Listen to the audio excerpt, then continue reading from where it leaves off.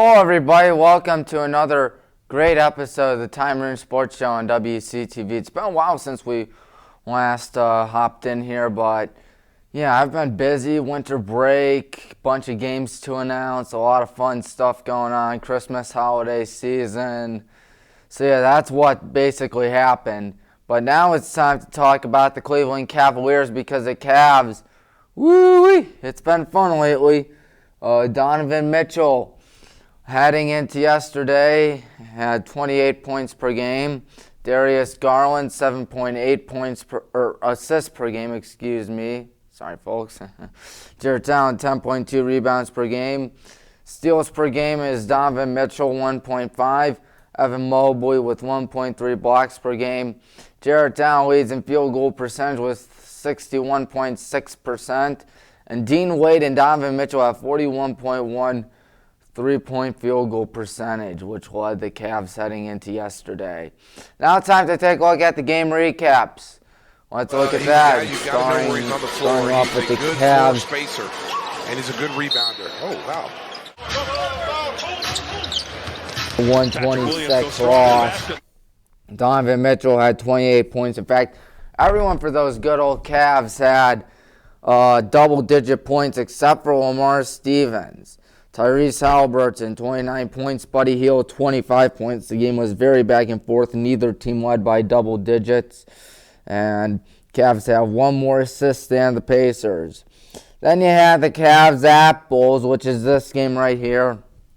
Cavs won that one 103-102. Karis LeVert, 23 points, 7 rebounds. Kevin Love, 20 points, 9 rebounds. DeMar DeRozan, 21 points. Nikola Vucevic, 11 points, 14 rebounds. The Cavs finally ended their 3-game losing streak with that win right there on New Year's Eve against the tough Chicago Bulls.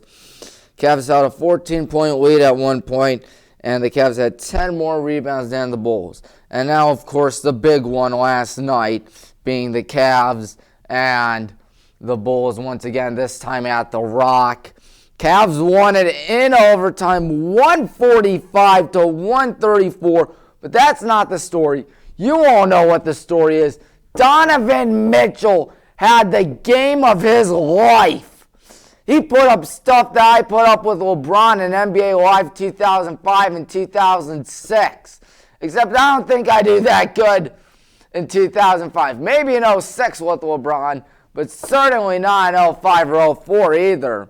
Donovan Mitchell, 2 rebounds short of a triple-double, but that's not the thing.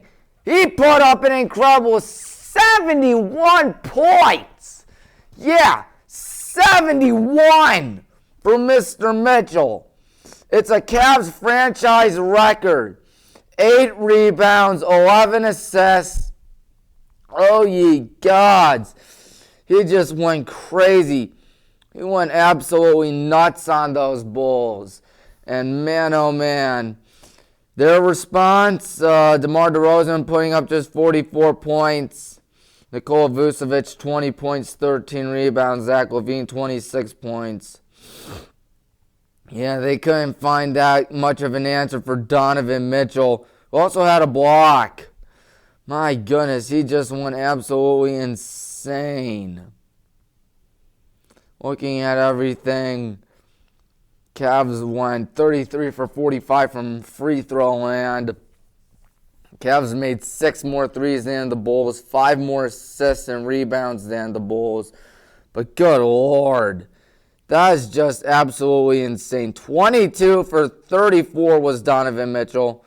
7 for 15 from three-point land. Drilled 20 out of 25 free throws. To say that Donovan Mitchell went crazy is an understatement. He did that in just 50 minutes, not 15, 50. Good Lord. That might have been one of the greatest performances you will ever see in basketball. 71 points. He becomes, I think, the 7th player in NBA history to put up 70 points in a game, joining the likes of Wilt Chamberlain, Kobe Bryant, Devin Booker. Let's look at the other ones. Excuse me for one second. 70-point games NBA. So, Wilt Chamberlain, Kobe, David Thompson, Elgin Baylor, David Robinson, and Devin Booker. And now Donovan Mitchell becomes the 7th player. He had the game of his life. I can't believe what he did out there, folks. That was absolutely crazy.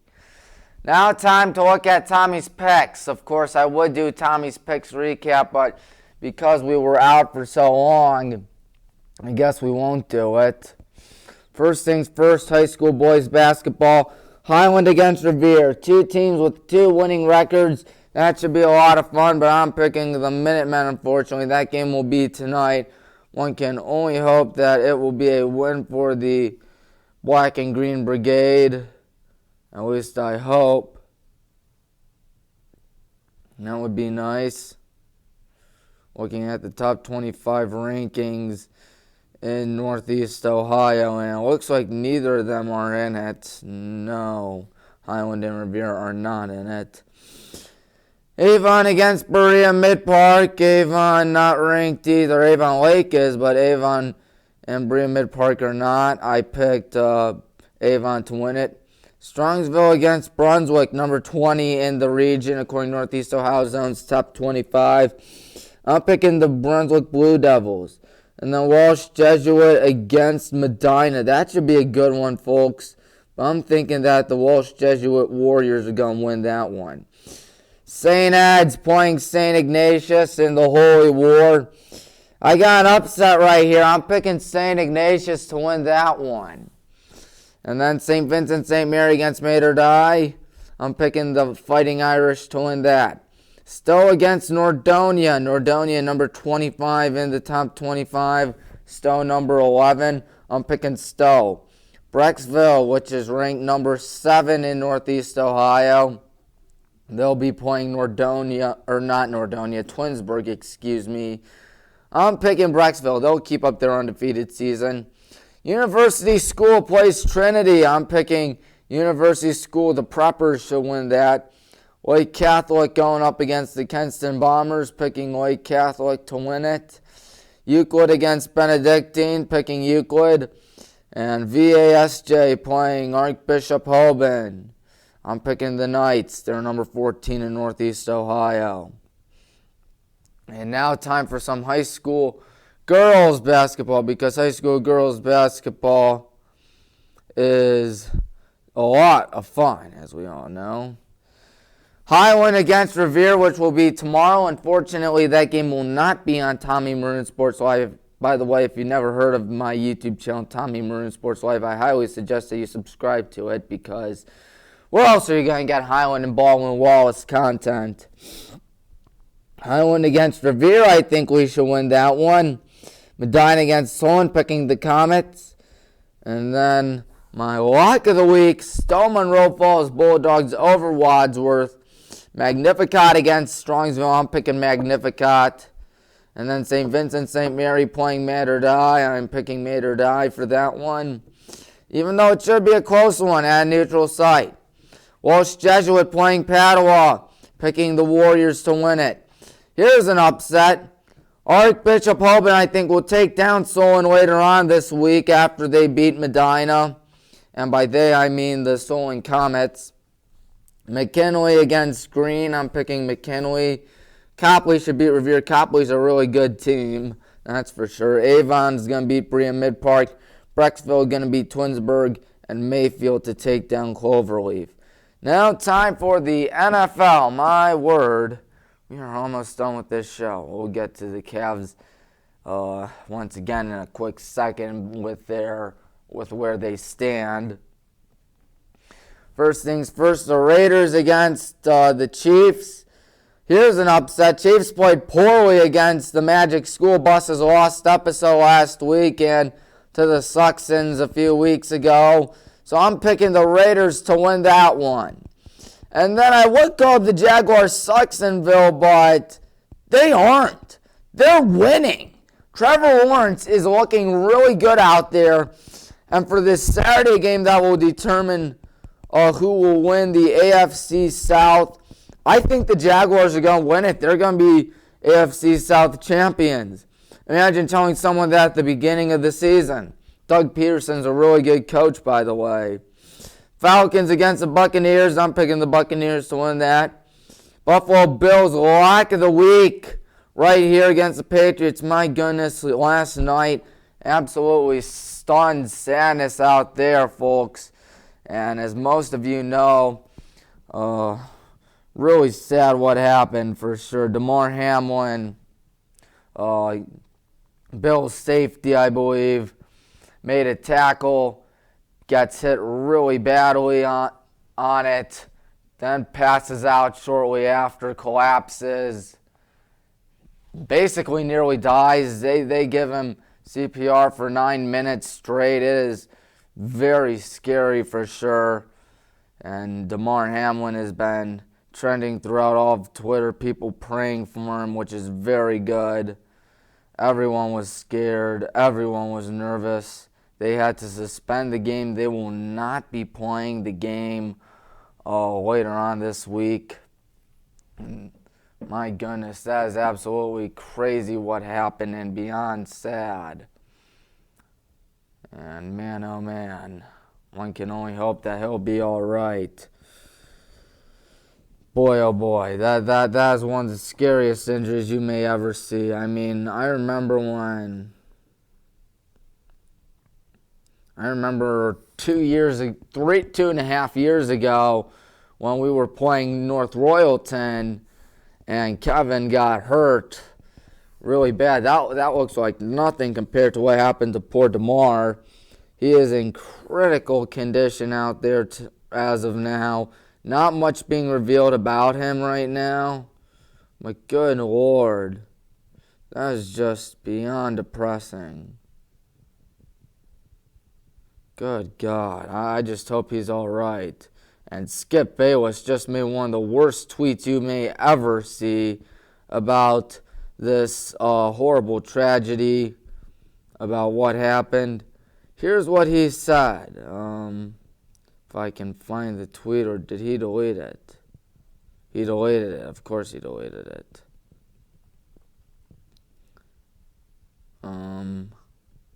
Yeah, he basically said that they should have played because of how much was on the line. Oh, here it is, folks. I'm sorry. I found it. He did not delete it. No doubt the NFL is considering postponing the rest of the game, but how?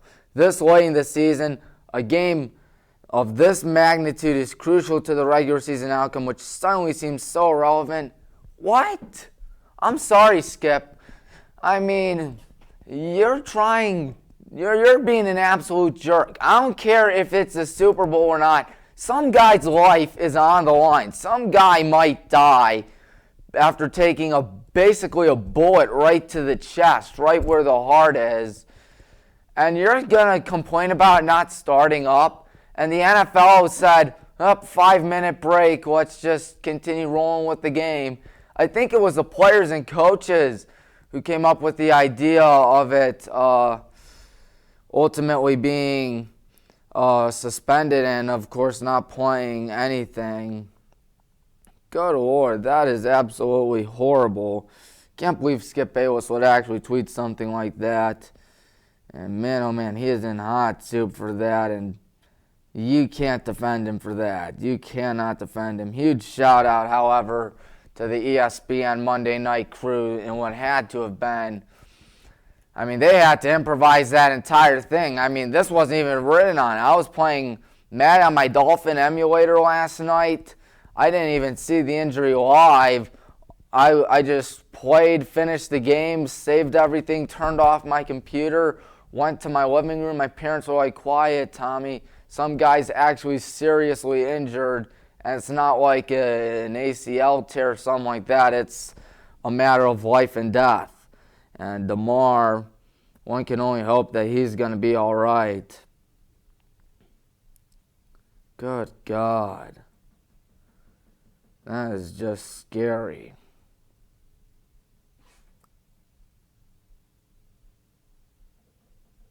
That is just absolutely terrible. But anyways, yeah, huge shout out to Joe Buck and Troy Aikman and Susie Colbert and Booger McFarland and Lisa Salters. They did a great job turning the game from an excitement game to one of the biggest games of the season to basically a giant news report on what has to be one of the scariest scenarios you will ever see. And I just hope he's all right. Looking at the Twitter feed right now, yeah, we are grateful and thankful for the outpouring of support we have received thus far. He suffered cardiac arrest. That's what happened. Josh Allen tweeting for prayers. Steelers, Cardinals, Seahawks, everybody, Browns. Teams all across sports sending out prayers for poor DeMar. I mean, this was supposed to be a game of celebration. I mean, I wasn't alive for the announcement of the John Lennon shooting when that happened on Monday Night Football. But I can't imagine it was as this shocking or this scary as this, in which someone literally drops, perhaps dead maybe, live on the field. That is just scary and absolutely terrible. I just hope he pulls through. I'd love for him to pull through, and I'm pretty sure we can all agree that some things are more important than sports, and this is one of the best examples of it being very more important than sports. My goodness. Back to Tommy's picks. It's going to be hard to continue Tommy's picks after that, isn't it, folks? Anyways, Vikings, they looked like frauds out there last week against the Packers. I think they will beat the Sea Bears, however. Tank Bowl, typically I would play the Tank Bowl theme, but considering everything that has happened last night, I don't think it's that appropriate. Suxons, I think, will beat the Colts in what will be the most epic Tank Bowl we may ever see this season. Free Willy against the Jets, picking the Jets. Even though the season's over, they will end Free Willy's season. Saints against the Panthers, picking the Panthers. Steelers against the Browns, picking the Steelers because the Steelers are going to magically find their way at a winning record because at the end of the day, it's the Pittsburgh Steelers, and they always find ways to win, and they always find ways to make the playoffs because us Browns fans can never have anything good in life, can we? No, we cannot. Eagles against the Giants, picking the Giants. I think the Cowboys are going to beat the Commies, who the Browns eliminated last week because Ron Rivera didn't even know that there was a playoff, that there were playoff,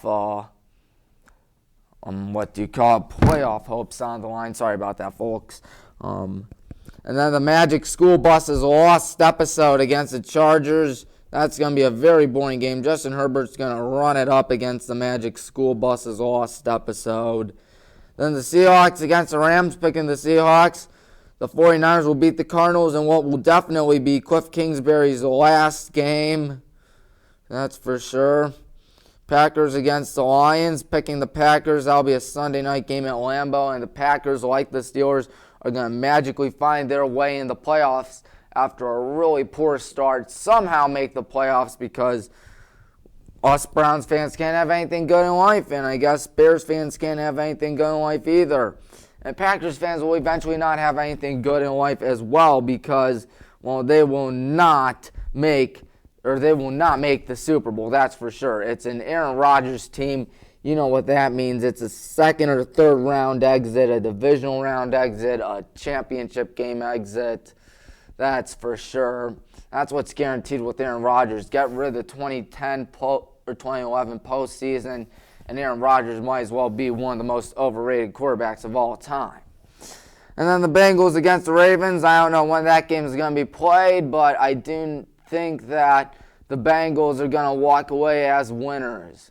My goodness. Absolutely crazy day. Absolute exciting day yesterday, or what should have been an exciting day yesterday. Of course, you had Donovan Mitchell with 71 points, franchise record, 7th player in NBA history, and then he did have perhaps what could have been the worst time unthinkable with poor DeMar Hamlin. So yes, that is beyond sad. That is for sure. One can only hope that he'll be okay. I mean, it's a crazy game, football. I mean, we watch it for entertainment, but we often forget it's a violent sport. Causes concussions, causes brains to be fried, and even in this case scenario, may cause death, which is very scary. I mean, look at poor Tua. He's had 3 concussions this season. I think that the DeMar injury, if I were Tua, I'd probably announce retirement by now. I would at least do that, considering the fact that, you know, your brain might be fried. Next hit could potentially kill you. That's beyond sad. And once again, poor DeMar Hamlin basically took a shot right to the chest. T. Higgins, I think, was the receiver. Him right here pretty much. It was like a bullet going right through him. So yeah, crazy world we live in, unfortunately. That's very unfortunate. It really sucks. But yeah, hopefully he'll be okay. Hopefully we'll talk next week. So that concludes today's and this week's show. Be sure to tune in to Tommy Maroon Sports Live today for Highland Revere, tomorrow for BW Mount Union, in both boys basketball and men's basketball. And until we meet again, hopefully next week, I'm Tommy Maroon saying so long.